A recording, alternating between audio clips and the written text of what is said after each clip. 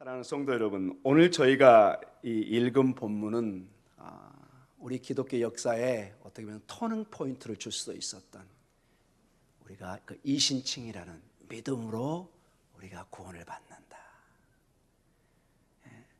이 놀라운 내용이 오늘 특별히 보면은 16절 같은 경우에 사람이 의롭게 되는 것은 율법의 행위로 말미암이 아니요 오직 예수 그리스도를 믿음으로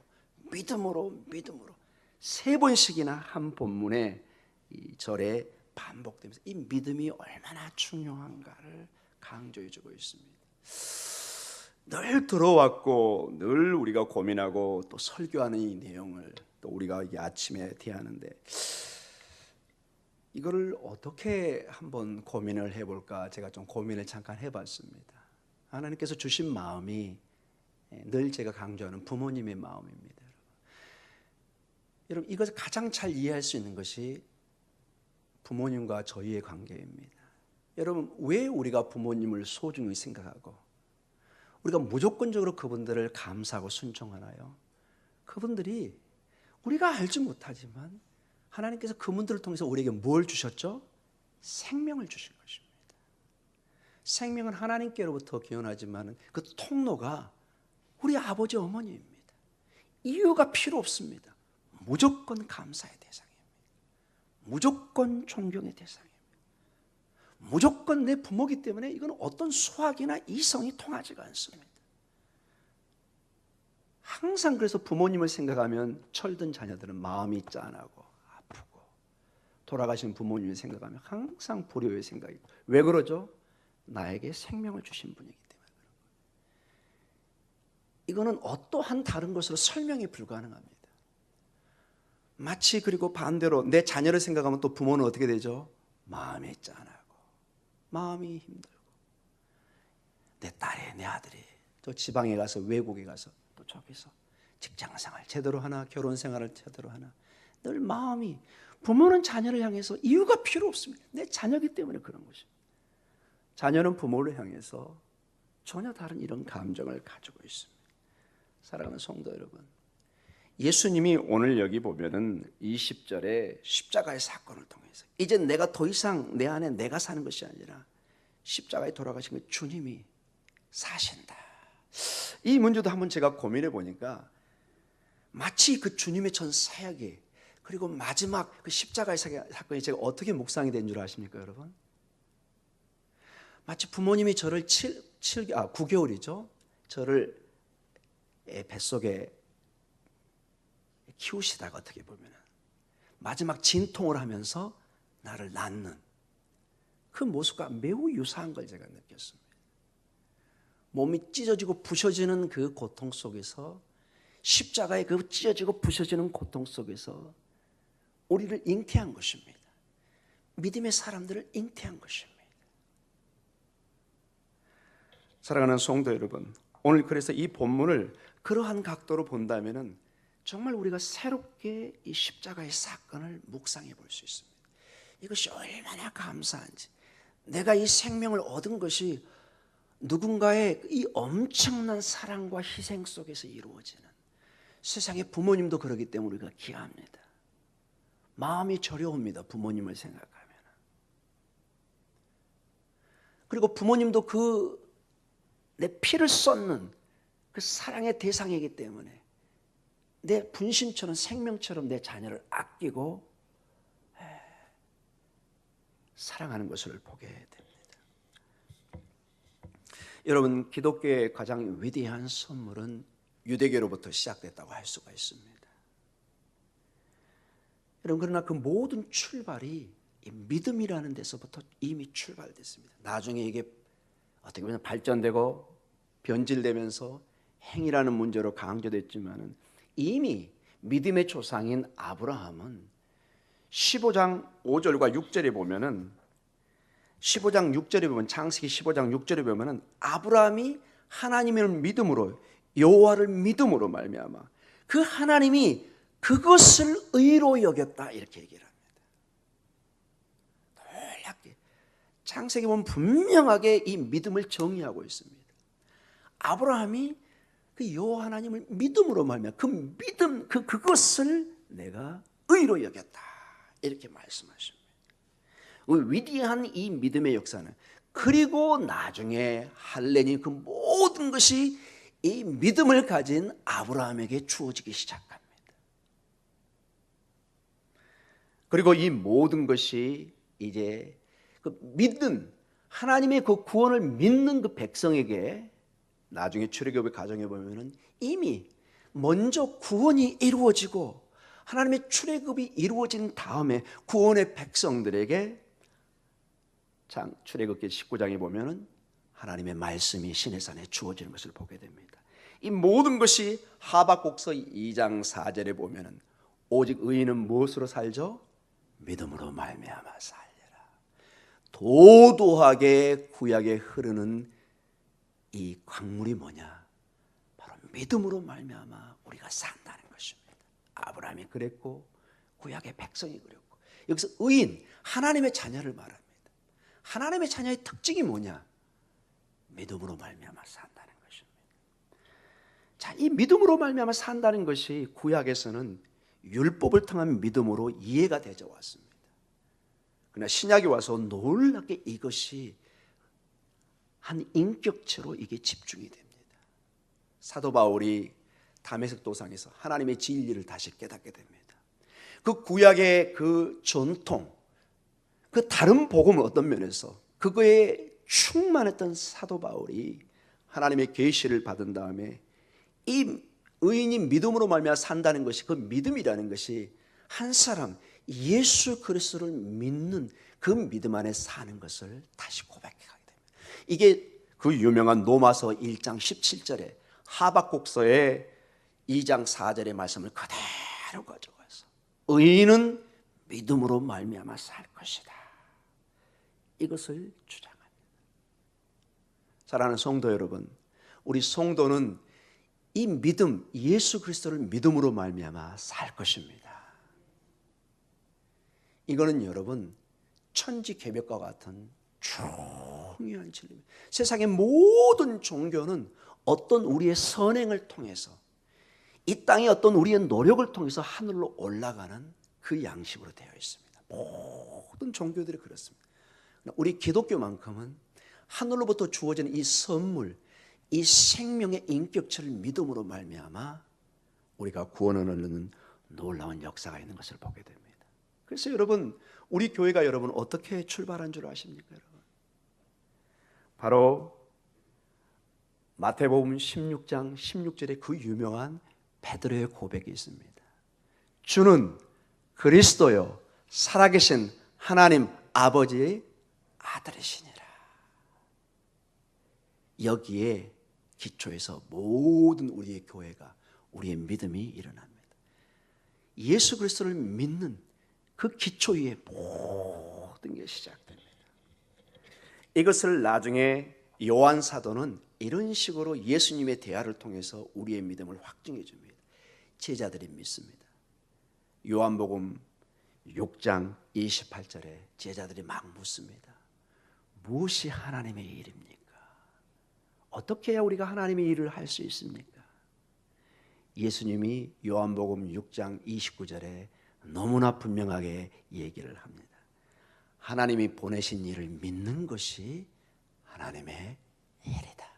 보내신 그가 누구죠? 예수 그리스도, 그 아들입니다. 그 아들을 믿는 것이 하나님의 일이라고 말씀해 주고 있습니다. 오늘 다시 우리가 본문에 들어가서 여러분, 사도 바울은 갈라디아 교회에 우리 16절 다시 한번 읽어보겠습니다. 2장 16절입니다. 사람이 의롭게 되는 것은 율법의 행위로 말미암이 아니요 오직 예수 그리스도를 믿음으로 말미암은 줄 알므로 우리도 그리스도 예수를 믿나니 이는 우리가 율법의 행위로서가 아니고 그리스도를 믿음으로써 의롭다함을 얻으려 함이라. 율법의 행위로서는 의롭다함을 얻을 육체가 없느니라. 아멘. 오직 믿음입니다. 믿음. 왜냐?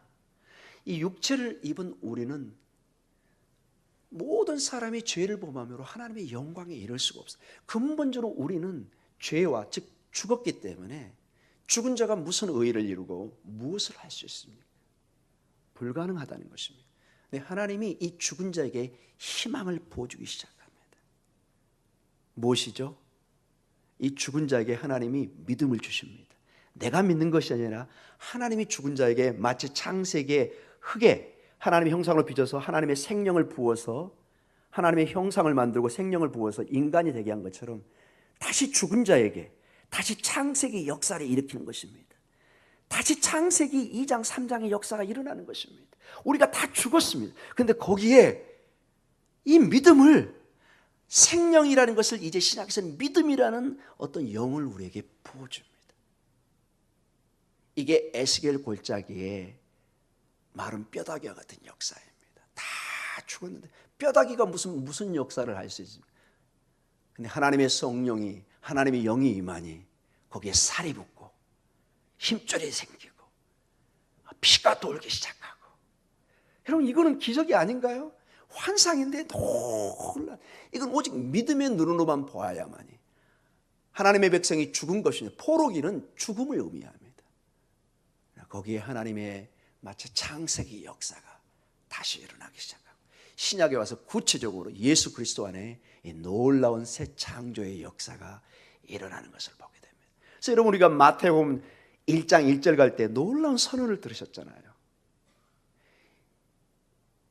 아브라함과 다윗과 아브라함의 자손 예수 그리스도의 무엇이라고 그랬죠? 족본이나 계본이나. 근데 그 족보가 헬라 원어로 뭐라고 되어 있다고 그랬죠? 게네시오스, 제너시스, 새 기원, 새 창조를 의미합니다. 예수 그리스도 안에서 우리 모두가 새로운 창조, 새로운 생명이 시작되는 것입니다. 이 우주를 창조한 것도 놀라운 일인데, 하나님께서 새로운 교회의 생명체를, 여러분과 저의 희망을, 소망을, 새 생명을 주셨다는 이것은 창조만큼이나 중요한 것입니다. 아멘. 그래서 그 창조의 영혼들을 찾아내는 것이 천하보다 귀한 것입니다. 여러분. 할렐루야. 이 믿음을 오늘 갈라디아서 2장 16절에, 왜냐? 자꾸 다른 복음을 통해서 혼돈을 일으킵니다. 예수님 외에 다른 것으로 구원을 찾는, 이거는 다른 복음, 즉 복음이 아니라는 것입니다. 거긴 생명이 없는데, 유대교 안에도 이렇게 우상 숭배 같은 것이 일어나기 시작합니다.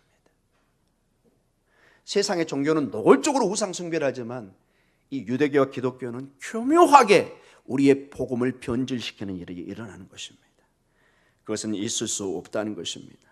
그러면서 다시 20절로 우리를 데려갑니다. 20절 같이 읽어볼까요? 갈라디아서 2장 20절. 내가 그리스도와 함께 십자가에 못 박혔나니 그런즉 이제는 내가 사는 것이 아니에요, 오직 내 안에 그리스도께서 사시는 것이라. 이제 내가 육체 가운데 사는 것은 나를 사랑하사 나를 위하여 자기 자신을 버리신 하나님의 아들을 믿는 믿음 안에서 사는 것이다. 아멘. 여러분, 이게 너무 쉬워 보이죠, 여러분? 마치 부모님이 그냥 뚝딱 우리를 낳은 것처럼 생각하고 뚝딱 키운 것처럼 생각합니다. 대부분 철없는 자녀가 그렇게 생각합니다. 이제 장가를 가보고 시집을 가보고 애를 키워보니까, 아하! 내 부모가 얼마나 힘들게 나를 키웠구나. 하나 낳아서 아직도 철없으면 둘을 낳게 해가지고 깨닫게 만납니다. 이제 죄송합니다. 애 많이 낳으신 분들은 철없으니 많이 낳았다는 뜻은 아닙니다, 여러분. 그 놀라운 원리가 있는 것입니다.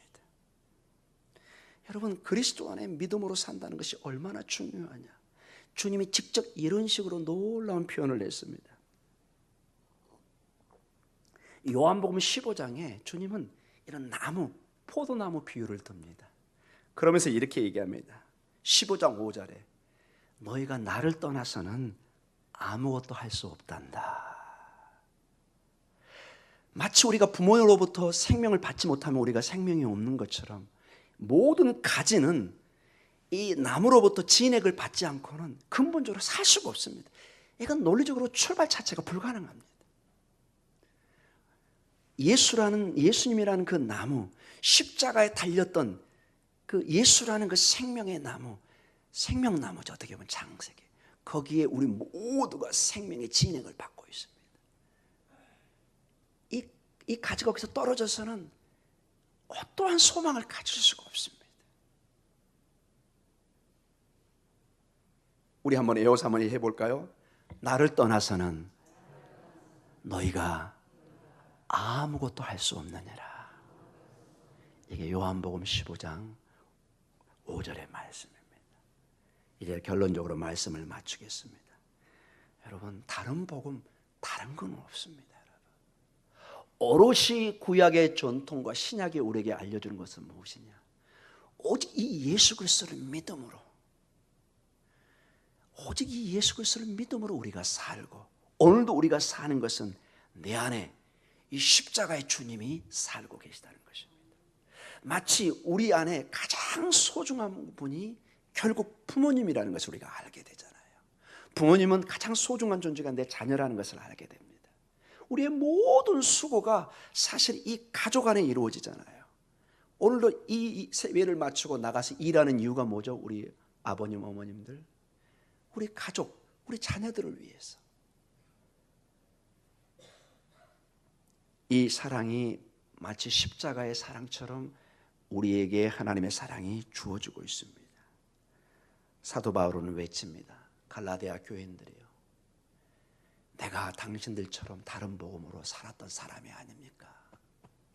내가 누구보다도 모세의 율법을, 안식일을, 음식법을 더 지나쳐서 이 복음을 어기는 사람을 내가 잡고 때로는 감옥에 가두고 죽이기까지 했던, 이 열심으로 살았던 바로 내가 아닙니까? 그런데 이것이 진리가 아니고 생명이 아니고 다 헛된 것이고, 내가 죽이려고 했던, 내가 괴롭혔던 그 나사렛 예수, 거기에 생명이 있는 것을 내가 선포합니다. 심지어는 이것을 변질을 가져오는 베드로까지도 사도 바울이 뭐하죠? 앞절 보면은 책망합니다. 여러분, 이거는 거의 불가능한 일입니다. 그 당시 분위기로서는. 사도 바울은 정말로 나중에 들은 사람이고 감히 이게 잽이 안 되는 사람인데, 베드로는 여러분 지금 그 로마 카톨릭 같으면 교황 같은 사람이잖아요. 어마어마한 위치에 있는데 진리에 벗어날 때 사도 바울은 책망이라는 굉장히 큰 단어를 쓰고 위선이라는 단어를 씁니다. 위선. 그 당시 배우들이 썼던 그 마스크입니다. 내가 일반적인 그냥 사람인데 마스크를 쓰면 나는 그 역할을 해야 됩니다. 선생으로서, 왕으로서, 또는 종으로서. 이게 이 가압년이란 말이 이제 나중에 위선자라는 단어로 발전을 했습니다. 베드로가 위선을 하고 있습니다. 그리스도 안에 모두가 형제 자매된 그러한 공동체인데, 야고보로부터 보내신 예루살렘에 사람이 오니까 깜짝 놀래가지고 이방인이라고 식사하다가 벌떡 일어나고 나가버립니다. 안 그런 척. 노. 그러니 많은 사람이 그걸 보면서 베드로가 이방인이라고 식사를 안 하네. 바나바도 넘어집니다. 다른 사람들이 막 영향을 받기 시작합니다. 여러분이 예수 그리스도 외에 믿음 외에 다른 것을 의지하게 되면 여러분의 가족, 식구들이 보게 됩니다. 영향을 받게 됩니다. 예수님 외에 다른 뭐가 있나 보네? No. 여러분의 삶에는 오직 사도 바울과 같은 간증이 있기를 간절히 원합니다. 여호수아 같은 많은 사람이 다른 바알을, 마르둑을, 세상의 종교를 섬기려고 할 때 나와 내 집은 오직 하나님만을 섬기겠다. 베드로까지도 변질된 복음으로 가려고 할 때 사도 바울이 단호하게 나갑니다. 자기 자리가 어떻게 보면 잘려나갈지도 있을 수 있는 그런 위험 속에서도 이건 아니다 싶을 때는 진리 앞에는 단호하게 섭니다. 책망하고 야단을 칩니다. 베드로 선생님, 베드로 사도요, 이건 잘못된 겁니다. 오직 믿음 안에 살아가는, 오늘도 이 믿음을 회복할 때 마치 포도나무 비유처럼 그 가지가 원나무에 붙어 있을 때 풍성한 열매를 맺듯이, 마치 시냇가에 심은 나무가 시편 1편처럼 그 뿌리를 물에 대고 있을 때, 시냇가에 대고 있을 때 시절을 쫓아 입이 푸르러지고 파래지고 입이 풍성해졌다는 것은 이제 과실을 맺을 준비가 되어 있는 것입니다. 예수 그리스도 안에 우리가 이 믿음으로 나아갈 때 풍성한 영적 생명과 열매가 넘쳐날 줄 믿습니다. 이 믿음으로 여러분이 승리하시기 바랍니다. 이 고난 주간에 다시 한번 주님의 그 십자가의 사랑을 생각하면서 제가 그 묵상 가운데 생각했던 것처럼 마치 그 십자가의 주님의 죽으심이 우리 어머니가 나를 위해서 정말 생명의 잉태를 하는 그러한 것으로 여러분이 묵상이 된다면 다시 한번 십자가의 사건을 여러분이 되새기게 될 것입니다. 주님의 그 말할 수 없는 한량없는 은혜, 사랑, 내 부모님의 그 한량없는 은혜, 우리가 효도라는 이름으로 부모님께 접근하듯이 우리는 믿음이라는 이름으로 주님 앞에 나아갑니다. 아멘. 믿음으로 예수 그리스도를 믿는 믿음으로 나아갈 때 아버지 하나님이 보좌에서 우리를 환영하고 받아주십니다. 오늘도 이 믿음으로 예수 그리스도의 이름으로 기도하며 나아가시기 바랍니다. 오늘도 그 이름으로 담대히 일어서기 바랍니다. 오직 의인은 이 믿음으로 말미암아 살 것입니다. 아멘. 우리 기도하겠습니다.